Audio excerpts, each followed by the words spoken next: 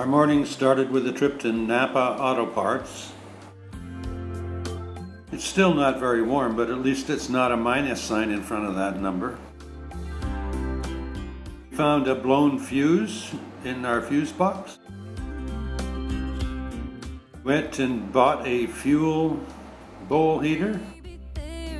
And my friend got to work, my friend the mechanic, while I tried to give you an idea of where we were and what the conditions were.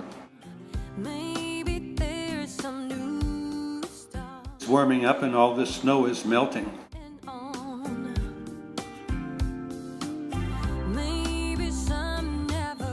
It's very wet everywhere we walk. In an E350, you're able to access the fuel bowl after taking off the cowling. Thing I learned when I had run out of diesel. I'm just trying to stay out of my friend's hair.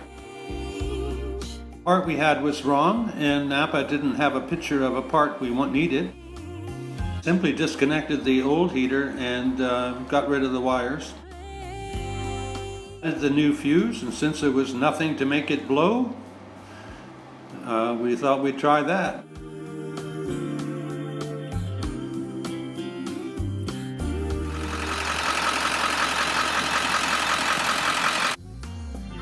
Starts and runs without a fuel heater.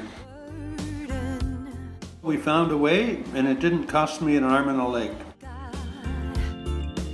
was created so that others with an Econoline and a diesel would have some guide to help them and entertain my followers. Subscribe if you're entertained or learned something. If you're subscribed, please push that bell button. That will notify you of my new videos.